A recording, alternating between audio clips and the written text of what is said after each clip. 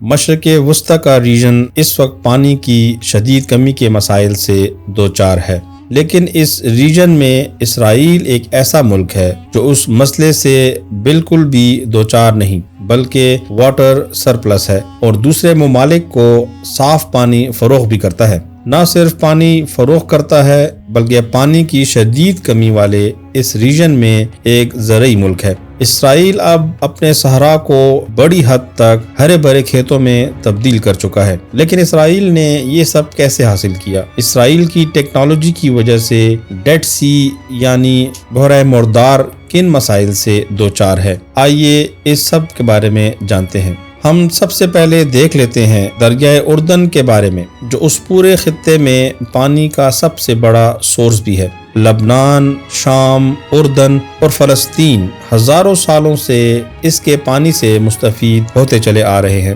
Jordan river یا پھر دریائے اردن شمال میں شام اور لبنان کے بارڈر سے نکلتا ہے اور جنوب کی طرف بہتے ہوئے لیک آف گیلیلی میں آ گرتا ہے، جس کو جھیل تبریاس بھی کہا جاتا ہے۔ لیک آف تبریاس سے لور جارڈن دریا شروع ہوتا ہے جو جنوب کی طرف بہتا ہوا ڈیڈ سی میں گرتا ہے، اور یہی دریا ڈیڈ سی کا مین انفلو بھی ہے کہ ڈیڈ سی کا آؤٹ فلو کوئی نہیں ہے اور اس کا پانی باقی سمندر کے پانی سے 10 گنا زیادہ نمکین ہے۔ اس کے علاوہ یہ اس وقت ہماری دنیا کا لویسٹ پوائنٹ بھی ہے جو سطح سمندر سے 420 میٹر نیچے ہے۔ 1948 میں جب اسٹیٹ آف اسرائیل وجود میں آئی، اس وقت دنیا بھر سے یہودی ہجرت کر کے اس نئی یہودی اسٹیٹ میں آ کر آباد ہو رہے تھے۔ مشرق وسطی واٹر اسکارس ریجن ہے، تو اس وقت اسرائیلی حکومت نے ملک کی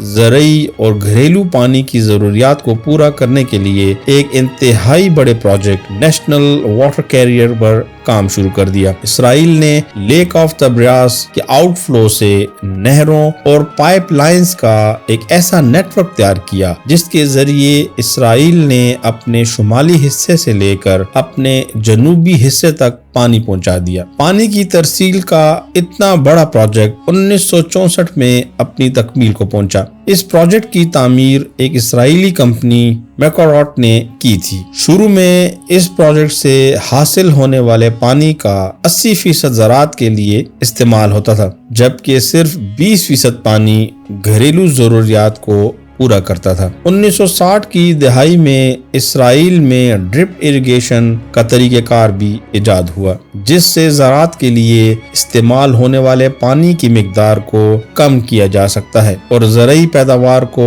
بڑھایا جا سکتا ہے۔ اس طریقہ کار میں ایک ڈرپ کے ذریعے پودوں کی جڑوں تک براہ راست پانی پہنچایا جاتا ہے، اور یہ طریقہ روایتی اریگیشن کے مقابلے میں 70 سے 80% تک کم پانی استعمال کرتا ہے۔ یعنی آپ یوں کہہ لیں کہ ڈرپ اریگیشن زیادہ ایفیشنٹ ہے۔ اسرائیل اپنی اس انتہائی ایفیشنٹ ٹیکنالوجی کو انڈیا، امریکہ اور فرانس جیسے بڑے ممالک کو ایکسپورٹ بھی کر رہا ہے، جہاں اسے بڑے پیمانے پر کیا جا رہا ہے۔ نیشنل واٹر کیریئر پروجیکٹ کی تکمیل سے اسرائیل نے اپنی ضروریات تو پوری کر لی، لیکن اس کی وجہ سے ریجن کے دوسرے ممالک کو پانی کے لیے شدید مشکلات کا سامنا کرنا پڑ رہا ہے۔ بالخصوص ویسٹ بینک میں آباد فلسطینی شہری شدید مشکلات سے دوچار ہیں۔ انہیں جارڈن ریور کے پانی کی بہت کم مقدار دستیاب ہے۔ 1967 کی جنگ کے بعد اسرائیل نے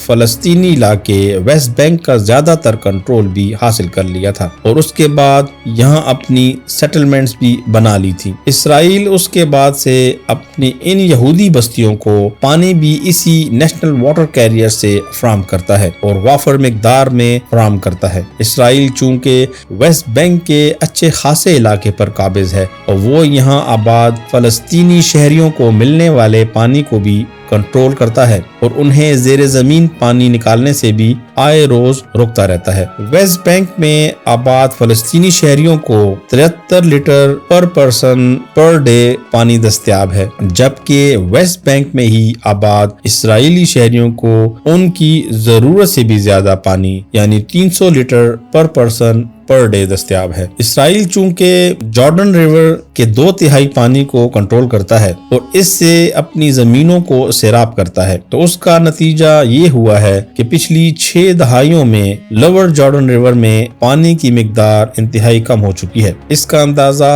आप इस बात से लगाएं कि लोअर जॉर्डन रिवर से पहले 1.3 बिलियन क्यूबिक मीटर सालाना पानी डेड सी में गिरता था, जो अब कम होकर सिर्फ 200 से 300 मिलियन क्यूबिक मीटर सालाना तक रह गया है। पानी की इस कम होती हुई मिकदार के बायस डेड सी में भी पानी का लेवल सालाना 1.4 मीटर के हिसाब से कम हो रहा है, और उसके अलावा चूंकि डेड सी के पानी में बाकी समंदरों के पानी से तकरीबन 10 गुना ज्यादा नमकियात हैं, जिनकी वजह से यहाँ एवोपोरेशन भी ज्यादा होती है। डेड सी में कम होती हुई पानी की मिकदार की वजह से साहिली इलाकों में सिंक होल्स यानी गड्ढे जाहिर होना शुरू हो गए हैं, और पिछली 4 दहाइयों में तकरीबन 6000 सिंक होल्स बन चुके हैं। इन 6000 में से तकरीबन 1000 सिंक होल्स जॉर्डन के साहिल पर हैं, जबकि बाकी के 5000 फलस्तीनी वेस्ट बैंक और इसराइल के साहिली इलाकों पर हैं। सिर्फ आखिरी 10 सालों में 1500 सिंक होल्स जाहिर हुए हैं, जिनकी वजह से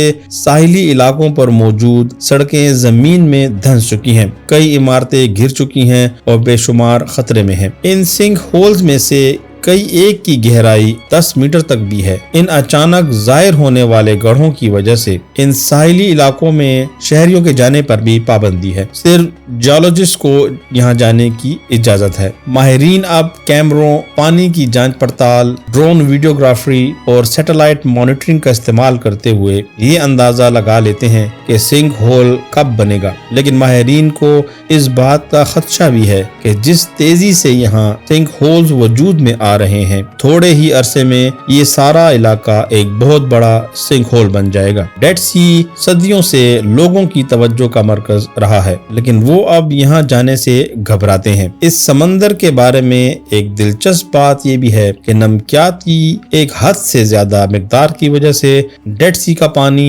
बाकी समंदरों के पानी से ज्यादा डेंस यानी ज्यादा कसावत रखता है। इसलिए अगर आप उसकी सतह पर जाएं तो आप कभी डूबते नहीं हैं। जैसे जैसे डेड सी में पानी की मिकदार कम हो रही है, वैसे ही वो जमीन जो कभी समंदर के नीचे थी यानी ज़ेरे आब थी, वो एक्सपोज हो रही है। इस जमीन की ऊपर वाली मिट्टी की तह के नीचे तकरीबन 20 मीटर मोटी मादनी नमकियात की एक तह भी कम होता हुआ समंदर पीछे छोड़ता जा रहा है। इसके बाद सरमा में जब कभी यहाँ बारिशें होती हैं तो आसपास की छोटी पहाड़ियों से पानी नीचे की तरफ बहकर समंदर की तरफ आता है, तो ये साहिली जमीन में ही जज्ब होकर गायब हो जाता है। गायब होने वाला पानी जब जमीन की मिट्टी की ऊपर वाली तह के नीचे मौजूद नमकियात के साथ मिलता है तो उन्हें अपने साथ हल कर लेता है, जिसकी वजह से ज़ेरे जमीन एक गड्ढा बन जाता है। ज़ेरे जमीन